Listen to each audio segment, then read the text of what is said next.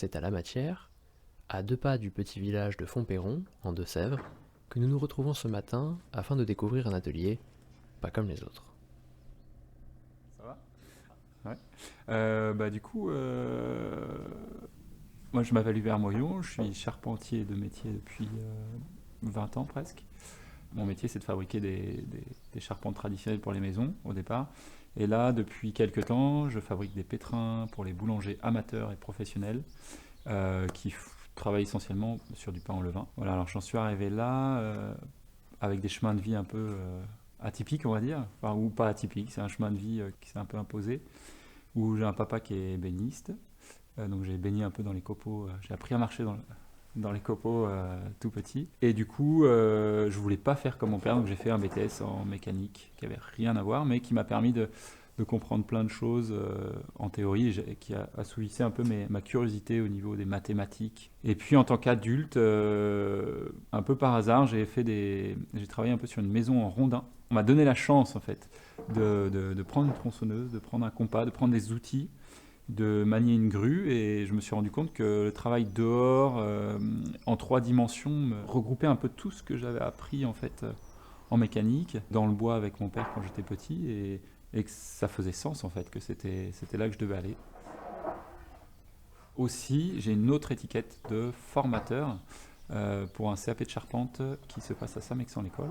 Et ce qui est assez rigolo, c'est que là, on est avec un public de gens qui se reconvertissent, qui ont entre 20 et 40 ans, qui se reconvertissent, qui cherchent un métier avec du sens.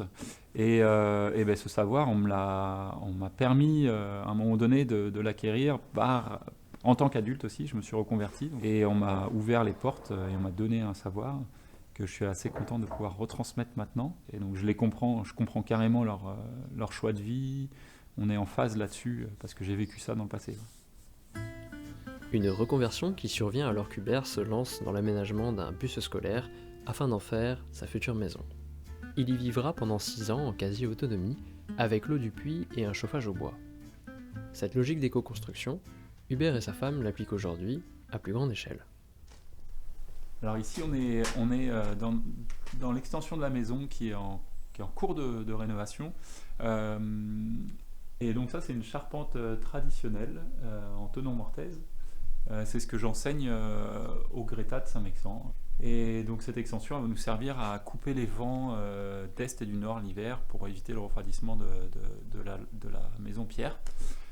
Qu'on a quasiment terminé de rénover avec des produits le plus locaux possible, dont la terre qu'on a extrait déjà dans le sol, qu'on a pu mettre sur les murs en enduit. Et dans la maison, j'ai essayé de faire attention à vraiment travailler sur tout ce qui était matériaux qui venaient avec le moins de kilomètres possible. Donc là, on a tous les parquets, lambris, ça a 50-100 kilomètres maximum, ouais, autour de la maison.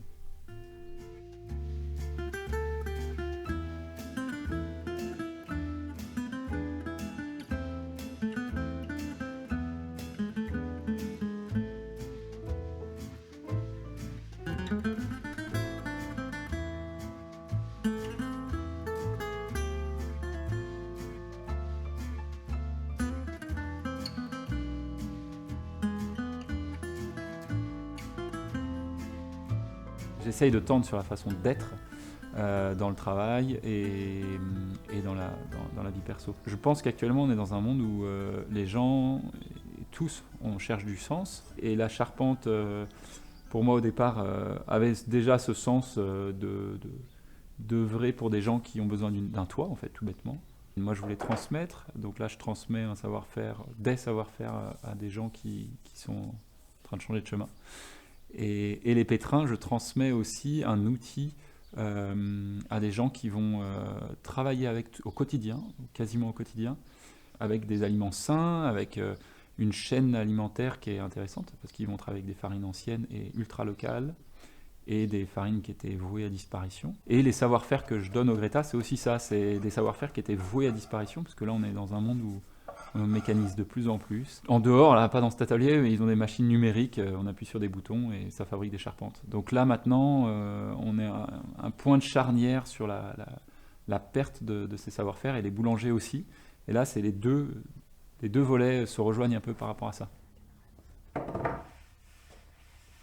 On a commencé à me connaître par rapport aux petits pétrins familiaux qui sont fabriqués pour des gens qui cherchent quelque chose qui soit beau, quelqu'un qui a essayé de mettre un petit peu de sa personne, en fait, de son amour dans cet objet, et qui leur permettent de travailler aussi, d'avoir une continuité, parce que derrière, ils vont fabriquer du pain pour leur famille, pour leur entourage, et ils vont encore, eux, ajouter de l'amour là-dedans. Donc, voilà. Il y a un sens qui me plaît là-dedans.